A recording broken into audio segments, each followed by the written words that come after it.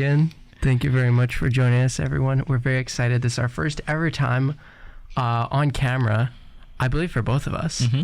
So hopefully everyone can see us. Everything's going working to well. enjoy this very special interview that we have today with our good friend, Mr. James McKenna. Hey guys, thanks so much for having me on. James, thank you so Absolutely. much for joining us. We are very excited to have you on. Very interesting young man to share a very exciting and inspiring testimony with us. So just to give us a bit of background about yourself, James, can you tell us sort of who you are, where you come from, and what has brought you here today? Nice one, yeah. So my name's James McKenna. I'm from a little town in County Derry called Mahara, and I just turned 26 today. So yeah, I'm getting old. Happy birthday. Thank you, Dion. But I'm trying to keep it young. But yeah, I live with my mum and my dad, and I have two sisters and a brother, and they're the best family in the world. And yeah, they give me the best upbringing that a guy could have asked for, you know. So that was really good. And yeah, I'm here today, I guess, because recently I became friends with these two great men, and they said to me, would I like to come on their show? And I said, yeah guys, why not? So that's kind of why I'm here today, and I suppose it's all about spreading the good news and doing our bit for Radio Maria and keeping the Catholic community in Ireland strong, you know. Absolutely. Can you tell us a little bit about sort of your upbringing in the faith? Were you raised in a very faithful family, or what was the story there? Yeah, so my parents brought me to Mass every Sunday. And they always said, whenever you're 18, you can make your own decision. But by then we were well formed, and they really had given us a really good grounding. From whenever I was maybe 8 years old, I remember my parents just said, right, from now on, every evening we're going to say the Rosary together. Wow. And we did that and continue to do that. So that was great. Now, obviously, as an 8-year-old boy, do you want to do that? Absolutely not. But as you get older, you definitely appreciate that more. So yeah, and then my grandparents also very faithful to the church, and both my grannies would go to Mass every day, even now. So great. Yeah, no, I would definitely was very privileged with the upbringing I got in the faith, for sure. Mm-hmm. Yeah. And was there a point maybe that something clicked or something changed, that you started maybe taking your faith a little bit more seriously? Oh yeah, for sure. Yeah. I would say that for years I was going to Mass, not out of habit, but because I knew I wanted to, and this was the right thing to do. But I think when COVID came and the lockdown came, and I couldn't see my friends, and I couldn't go to uni, and I couldn't go to Mass anymore, it gave me a lot of time to reflect about, well, what am I actually doing, and what do I want to do? And I feel like that's when I really first encountered Jesus and had a relationship with him, and from then on it's just been the desire and the joy of going to Mass and celebrating my faith, as opposed to doing it because it's Sunday morning and it's what I should do, you know. Yeah. It's been more like a search and seeking, as opposed to doing, you know. So it's been really special. So even though it was a difficult time being in lockdown and not hanging out with your friends and stuff, it was actually in hindsight a real blessing. Nice. Yeah. Good stuff. That's great. And you're from, where are you from? I'm from County Derry. Just County Derry. Yeah. Mm-hmm. I believe you're the first person on Encounter from the north. Wow.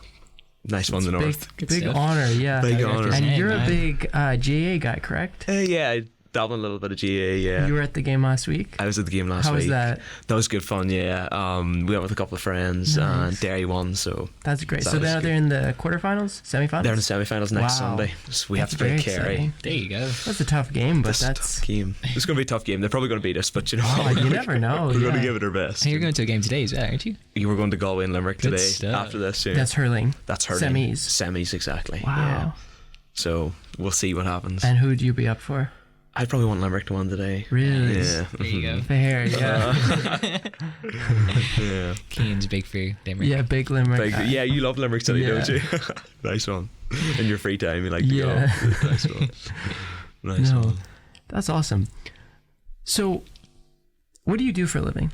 I work as a dentist. As a dentist. Yeah. And what is that like, sort of, in terms of living out your faith? Like, obviously, some people work in areas where maybe you can more obviously bring your faith into the work, like people who are missionaries or whatnot. But I think probably as a dentist, you definitely have opportunities as well. Well, yeah, that's a really good point. So whenever I first started work, I wanted to be a dentist from when I was maybe 17 or 18, but I always had this thing, well, how can you be a dentist but also like a really good person? Like, how can you spread the good news? How can you live as a good Christian while you're sitting in a surgery drilling teeth? That was always like a little conundrum in my head. And when I started working, it was very much like into my faith. And a good friend of mine's introduced me to the teachings of St. Josemaria Escriva, who says that if you do your daily work to the best of your ability, you look out for your family, you look out for your work colleagues, and you do your best, you can be on the path to being a saint. Yeah. And I suppose it's the universal call to holiness from Vatican II, which said that all the clergy and all the lay people are called to that level of holiness where we can sanctify ourselves and our other people and our work to try and become as good a people as we can, really, and to praise God while we're doing it. So that's kind of how, when I started working, I very much was like, this is a little bit of a dilemma. Yeah. But then once I encountered that teaching and that sort of concept, I was very much behind it, and it's been very beneficial to me in my work life, but also my spiritual life since then. I find even in the stressful days, if I think to that and think, no, I'm going to offer this work up and I'm going to do my best, even though I might be tired and it might be a long day and things maybe haven't went perfect, but I'll do my best and I'll try and just give my all, really. Yeah, that's great. Yeah. Absolutely. And you mentioned Saint Josemaria Escriva there, and obviously you're pretty involved in Opus Dei, and for our listeners who don't really know what that entails, what would you say about Opus Dei, sort of the role that they've had in your life, but also like a little bit of background as to what they do and what their mission is? Yeah, nice one. So St. Josemaria Escriva was a Spanish priest around the 1930s. You guys know his teachings, yeah? So basically, for the listeners then, he had this vision from God, and it was basically that all people in their daily work, their daily lives, are called to holiness. And once he got this vision, he just was spellbound and thought this was amazing, and he wanted to share that news with everyone that he could really. So I suppose it comes back to, if you think of the Old Testament links to work, like God made man and woman, he made the earth, it was good, he asked us to take care of it, he asked us to work and tend to it, and and then when God became man and as Jesus, he was a carpenter for years and did the same sort of tasks as what we're expected to in our work, to show us that he didn't come to be this amazing king. He came to serve others, to do his best, whether it's stacking shelves, drilling teeth, doing surgeries, working at a till. We do our best and we help others and we offer that up to God and we give glory to God for it. So that was basically his vision that he got from God, and then from then he just tried to spread this message and tell people that there is Opus Dei, which is Latin for the work of God, where in Opus Dei there's priests and there's also lay people, and there's also consecrated single people who just try and live out their lives according to the teachings of St. Josemaria. It's been really beneficial to me, as I said, in my work, and so that's kind of the background to it, I guess. When it was founded, then it went through a lot of hurdles and different things to get approval in the church, and it did get approval and then more approvals, and it eventually found its place within the church as like a personal prelature, I think the word is called. So it's got its place in its own standing, and there's a couple of centres in Ireland, and they do some good work, and absolutely they give good formation to guys our age and girls our age, and they're just trying to help people live out the virtues and do their best, and like the big thing in Opus Dei is a plan of life, and it really just consists of trying to get to mass, saying the rosary, getting a visit to the Blessed Sacrament, and going along to formation and talks and trying to get some benefit from that, I guess. But that's kind of. And what was the second part of that question, Dion? I think you answered most of it. Okay, cool. But you mentioned there were certain roles for lay people and there's consecrated like singles. Yeah. What are those roles exactly? Yeah, so there you can be in Opus Dei, you can be a supernumerary, where you can get married and have a family, but you're very much when you can, obviously your family is your priority, but when you can, you help out for the apostolate of Opus Dei, you help in your local parish, your local church, but very much your work and your family are a priority. And then there are some consecrated single people who can live in a centre of Opus Dei, or they can live in their own home. And if they live in a centre of Opus Dei, they're called a numerary. And if they live in their own home, then they're called an associate. Okay. And very much it's the same sort of thing. They don't get married. They give a lot of their time to the spirit of Opus Dei and the charism of Opus Dei, and helping out as much with the apostolate as they can. And we know some great numeraries and associates who have helped all of us a lot. So yeah, no, they're very given people, and they just try to live as best a Christian life as they can, I guess, and Amazing. Do their best. But yeah, good stuff. That's awesome. And is there an Opus Dei centre in Derry, or would your nearest one be Belfast? my nearest one's Belfast. Okay. Yeah, so it only was set up maybe about 4 or 5 years ago. Okay. So it's very much a new centre, Yeah. but it's been going really good. That's and awesome. A lot of guys from up north are getting a lot of benefit from it. And That's great. we meet every Saturday morning, and Very nice. we have mass at 8 o'clock, which can be in the morning. can be tight going on Fair. Saturdays after a busy week at work. But when you know your friends are going, and when True. Gives like, your day structure too. oh, for sure, it starts off the weekend on the right note. on the right note, exactly. So now it's really a really good group, and then we have breakfast after, and then we have a little circle, Nice. Okay. which is where we just basically, there's a topic, and they try and give us some tips on how to live that, and Right. live the virtues, and try and just act it out in our daily lives, I guess. Yeah. But yeah. Unreal. That's awesome. And you said it happens every Saturday, but you have been coming down to Dublin quite often. That's right. And Yeah. You've been coming down pretty much every weekend. You've been here for the past 3 weeks I think so. Yeah. in Dublin. Uh-huh. What is it about Dublin, man? It's just good crack, isn't it? Just the guys are. Yeah. There's a great community down here. Yeah. The guys they really take an interest in each other, and you can tell they have each other's best interests at hearts, and whatever we're doing, if it's playing football here at Radio Maria, it's just always everyone has the joy here. I feel in this community, and yeah, it's a good place to be around. And yeah. Can you, because I know I wouldn't be very familiar, I'm not sure about Dion, but can you tell us a little bit about what the, I guess, Catholic culture or community would be like up north in Derry and also in Belfast? Yeah, good and question. I guess how it would contrast with Dublin. Yeah, good question. Yeah, I feel like what helps the Belfast and the Dublin scene a lot is the universities there. Okay. And then the chaplaincies that are there, they form like basically a network of friends, don't they? That kind of stay together even after university. I know my circle in Belfast is very much good Catholic friends that I met at university, and that have stayed with me even though I've been gone 2 years now.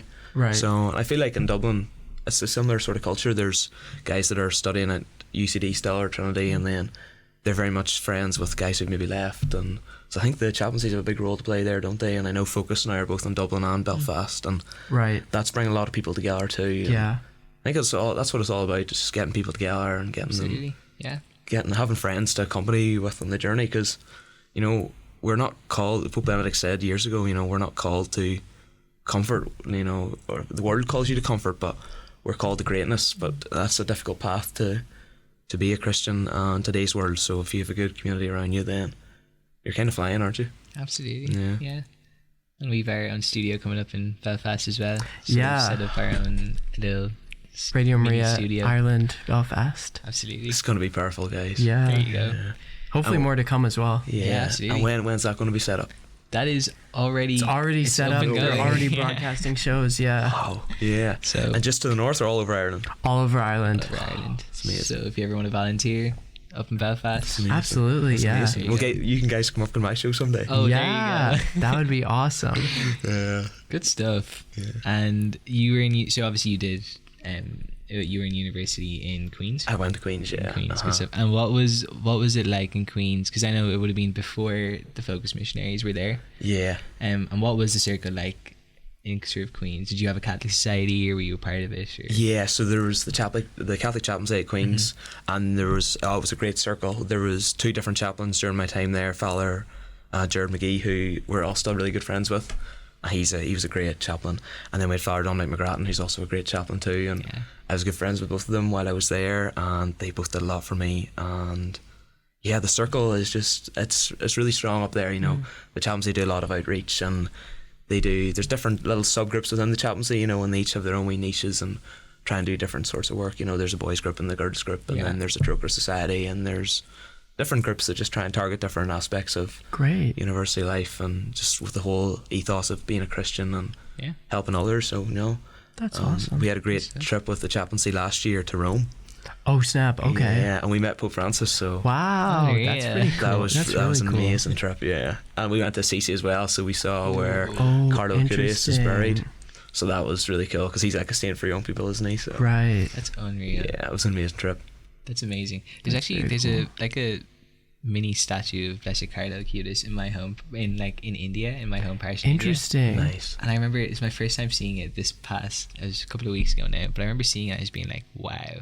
Like it's just in this like glass sort of case, and it's just like a wax figure of Blessed Carlo. Nice. Which is really beautiful. Yeah. But you know the Queen's Chaplains as well from Sikh, don't you? From Sikh, yeah. We were over at Sikh in St. Louis in Missouri. Nice. with the Focus missionaries from Belfast as well. So got to know some of your friends through that as well. So yeah. And what's it like actually obviously you're working now as a dentist, and what's it like sort of living your faith out as a person who's in full time sort of work? Yeah. Obviously, there's some days that are challenging, you know. Yeah. But I feel like if you just make time, life can be hectic, but if you make time for God each day, life gets less hectic. And you know, I guess the same as always, if we frequent the sacraments, we try and get to mass, we regular confession, then you know the battle becomes less of a battle. But some days are definitely tough. You know, can be a stressful job at times. You're working in a small space.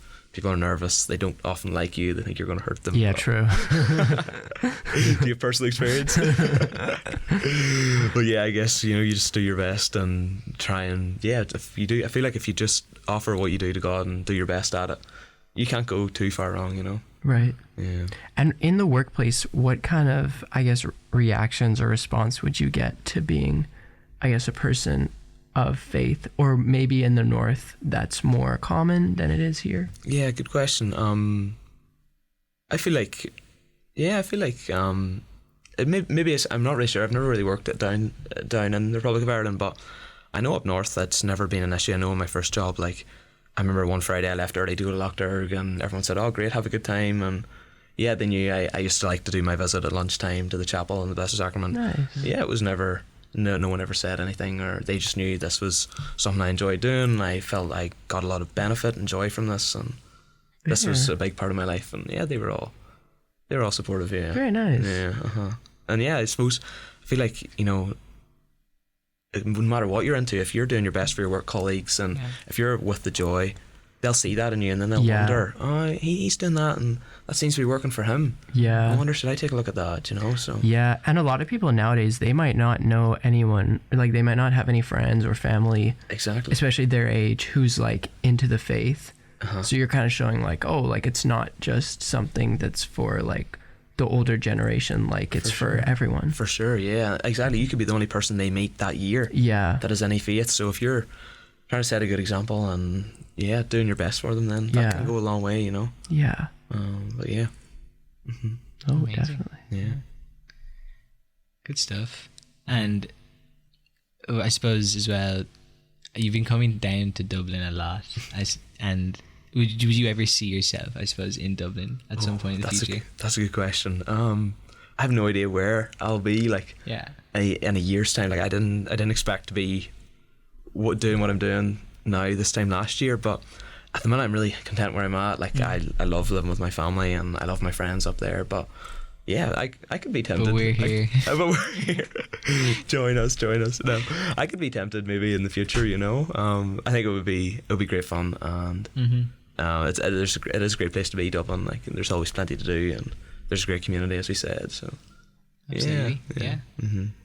And you mentioned sort of the Catholic chaplaincy in Belfast, and I know the fact like that there is a Catholic chaplaincy in Belfast. That's not a thing in UCD. We have our own. We have like a chaplaincy for all. Oh no way! I wasn't aware of that. Yeah. So like, what's been your experience? Did you ever experience any sort of like hostility or anything in college when it came to your faith, or was it? Good question. Yeah, so I actually wasn't aware of that. I thought UCD had their own Catholic chaplaincy. No, No, it's just the one chaplaincy for everyone. Yeah. right. I think it's primarily probably Catholic students who use it, but I believe it's for just all It's students. for actually, I don't know what it was like back in your day, but actually, funny enough, we've actually, like, some of the other societies that are sort of linked to the chaplaincy have actually been using it a lot more. And so you go into the chaplaincy on a normal day, and it's like, you'll obviously see everyone from the Newman Society, which is the Catholic Society, but you actually see like a good few people from like the other societies, and they'd be like intermingling as well. So it wouldn't be just like, you know, they're saying to their separate societies. So yeah. So what was your experience, I suppose, in Queens with so that? On the street where the Queen's Chaplaincy is, there is all the chaplaincies. I think most of them that are involved with the university. Yeah. So you've got the Church of Ireland chaplaincy, the Presbyterian one, I think, the Methodists. They're all on the one street, like within a few meters of each other. And it's it's a stunning street when you walk down it. There's trees on either side. Nice. The pavements are nice and clean. There's car parking facilities. Like, it's a great street, and it's very picturesque. But it's a really vibrant street too. There's plenty of activity on it. And there's good communities, and thankfully never really experienced any hostility.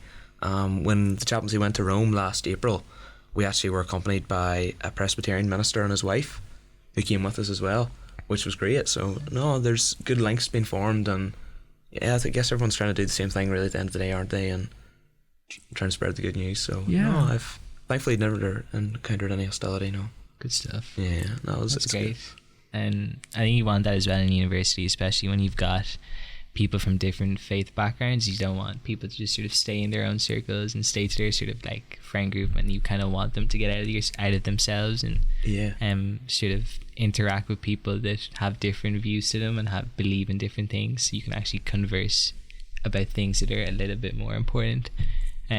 So I also think it's an opportunity for us to evangelize for sure to non-Catholic Christians and to hopefully get them to convert or explain to them, because in my experience a lot of Protestants have a very inaccurate understanding of what Catholics believe.